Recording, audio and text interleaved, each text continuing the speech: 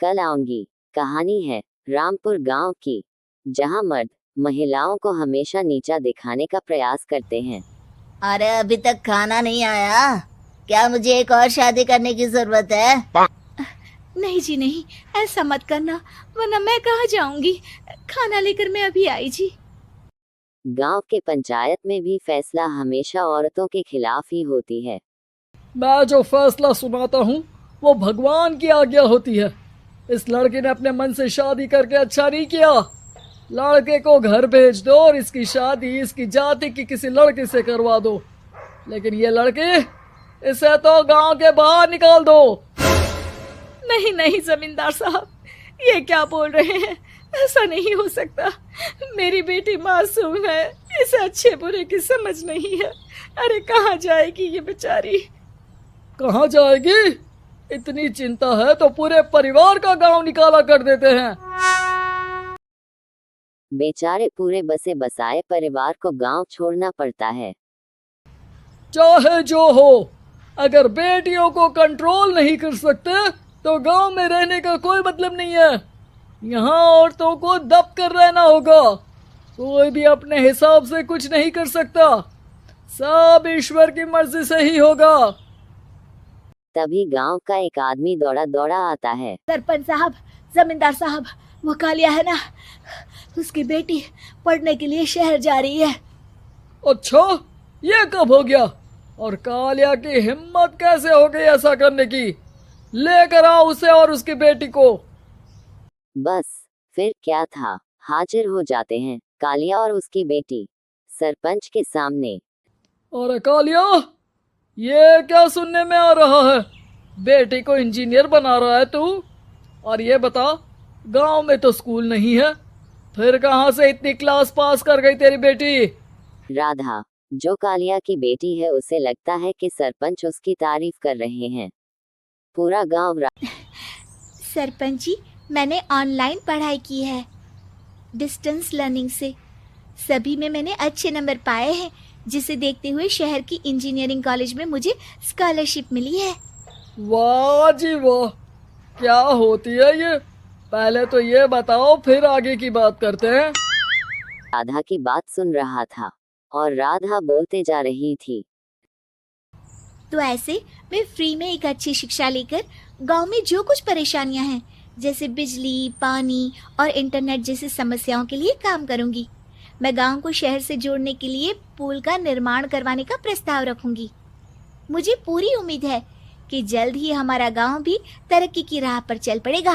राधा की बात सुनकर सारे गांव वाले ताली बजाने लगते हैं।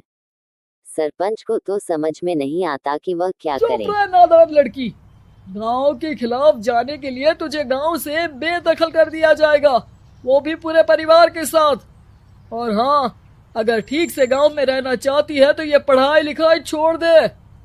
हम तेरे लिए गांव का कोई होनहार लड़का देखेंगे। तभी गांव का एक आदमी बोल पड़ता है। अरे नहीं नहीं सरपंच जी, राधा बिटिया जो बता रही है, अगर वैसा हो जाए तो हम लोगों को पैसा कमाने के लिए बाहर नहीं जाना पड़ेगा।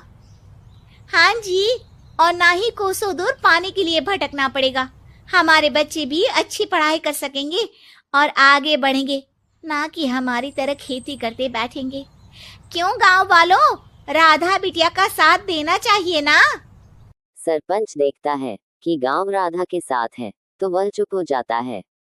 वह घर आकर अपने सलाहकार से बात करता है, जो बहुत ही चालाक किस्म का इंसान होता है। अरे सरपंच साहब, आपको बहुत ही होशियारी से काम लेना पड़ेगा। एक बार गांव तरक्की कर गया, यहाँ के बालक पढ़ लिए तो कोई ना पूछेगा आपको।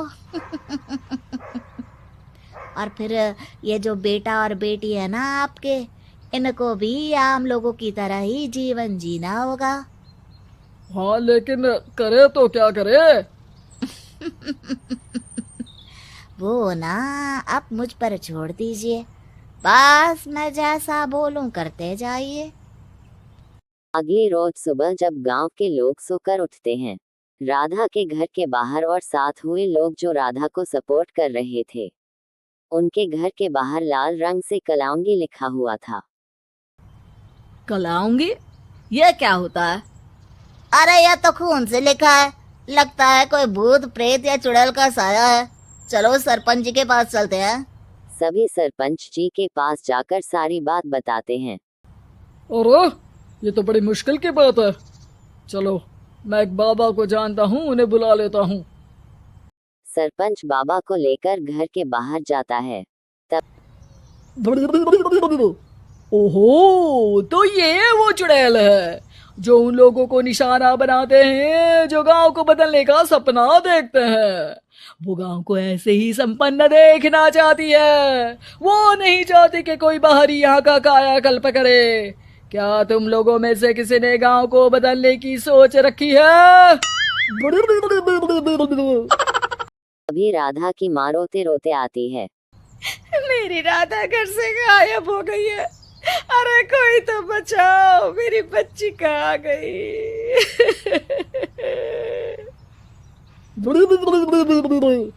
ले गई वो चुड़ैल, तेरी बच्ची को ले गई। अब वो उसे श्रापित करके छोड़ेगी, उस पर चुड़ैल का साया हो जाएगा। तभी बुरे से हालत में राधा भी वहां आ जाती है। उसके बाल चुड़ैल की तरह फैल होते हैं और कपड़ों में खून लगे होते हैं। सभी राधा को देखकर डर जाते हैं। पता नहीं मुझे कौन उठा कर ले गया था। अरे दूर दूर हो जा चुड़ैल, अब हम लोग इस गांव में नहीं रुकेंगे। अरे कैसे बातें कर रहे हैं आप? कल तो आप मेरे भरोसे गांव का हुलिया बदलने, अपने बच्चों को पढ़ाने और तरक्की उन्नति की बात कर रहे थे, तो आज क्या हो गया आपको? ये फिर तुम लोगों को बहकाएगी। ये चुड़ैल गांव में आ चुकी है, ऐसे ही ये तुम्हारे घर के बच्चों को भी ले जाएगी।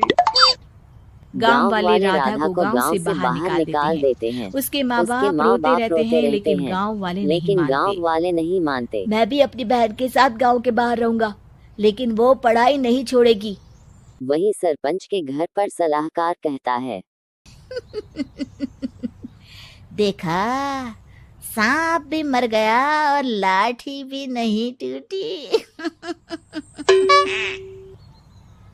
लेकिन अगले दिन सरपंच के घर के बाहर भी वही बात लिखी होती है और सरपंच की बीवी कहती है, हमारी बेटी को किसी ने अगवा कर लिया है। तभी राधा का भाई वहां आ जाता है। अरे गांव वालों, मैंने सरपंच जी की बेटी को देखा था। वो चुड़ैल उसे उठाकर ले जा रही थी। अरे क्या मजाक कर रहे हो? नहीं नहीं सरपंच जी, आप नहीं जानते। वो चुड़ैल अब आपकी बेटी में आ जाएगी, जैसे राधा के अंदर आ गई थी। तभी सरपंच की बेटी वैसे ही हालत में आती है जैसे राधा आई थी। पापा पता नहीं कैसे मैं गायब हो गई थी। चुड़ैल, इसके अंदर भी चुड़ैल का साया है, मारो इसे। अरे नहीं नहीं, इसे भी राधा के पास गांव के बाहर ही भेज दो।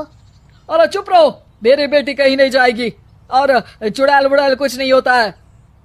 अरे कैसे बात कर रहे हो सरपंच जी?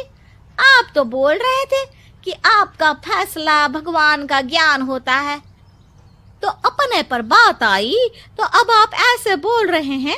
अरे ना ना ना, आपको अपनी बेटी को त्यागना ही होगा। अरे बुलाओ बाबा को। राधा का भाई बाबा को ले आता है, जिसे अब गांव वालों के डर के कारण सच बोलना पड़ता है। मैं कोई बाबा नहीं हूँ, मैं तो मोची था। ये सलाहकार महोदय ने मुझे कहा था एक्टिंग करने को। अब वो मुझे पैसे देने वाले हैं। अब मुझे माफ कर दो। गलती हो गई, मुझे माफ कर दो। तभी वहां राधा आ जाती है। देखा सरपंच जी, जब गांव के बच्चे साक्षर होंगे तो आप जैसे लोगों की चालाकी नहीं चलेगी। वीडियो देखने के लिए शुक्रिया। मिलते हैं एक नए वीडियो में, तब तक के लिए बाय।